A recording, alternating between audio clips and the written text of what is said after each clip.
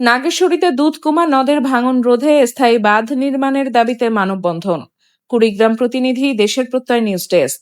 কুড়িগ্রামে নাগেশ্বরী উপজেলার দুধকুমা নদের ভাঙন রোধে স্থায়ী বাঁধ নির্মাণের দাবিতে মানববন্ধন অনুষ্ঠিত হয়েছে। এই ফ্রিজটি আমার স্ত্রীর পছন্দ হয়েছে। ফ্রিজটির বিশেষত্ব কি?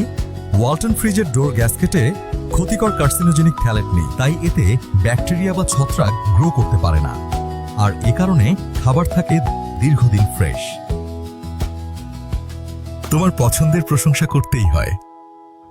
মঙ্গলবার সকাল 10টায় বৃষ্টি উপেক্ষা করে উপজেলার বেরুবাড়ি ইউনিয়ন 4 নং ওয়ার্ড চর রহমানের কুটি এলাকায় দুধকুমা নদের তীরে ওই এলাকার সর্বস্তরের মানুষ দাঁড়িয়ে এ মানববন্ধন করে। মানববন্ধনে উপস্থিত ছিলেন বেরুবাড়ি ইউনিয়নের সাবেক চেয়ারম্যান আব্দুল মোতালেব, সাবেক ইউপি সদস্য আনোয়ার হোসেন, ময়নাল হক, আজাদ হোসেন, রফিকুল মিয়া, হোসেন খা, সুরত আলী সহ আরো অনেকে। এ সময় তারা জানান, সর্বগ্রাসী দুধকুমা নদ প্রতি বছর তার তাণ্ডব লীলা চালিয়ে এ এলাকায় গিলে খায় অনেক বসতভিটা, স্থায়ী স্থাপনা, বাগান ও ফসলি জমি।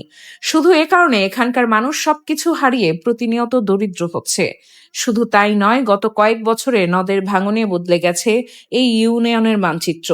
ভাঙন কবলিত এলাকায় সরকারিভাবে কিছু জিও ব্যাগ ফেলা হলেও থামানো যাচ্ছে না দুধকুমারের আগ্রাসন। ভাঙন কবলিত এলাকায় সরকারিভাবে কিছু জিও ব্যাগ ফেলা হলেও থামানো যাচ্ছে না দুধকুমারের আগ্রাসন, তাই স্থায়ী বাঁধ নির্মাণের দাবি জানান তারা।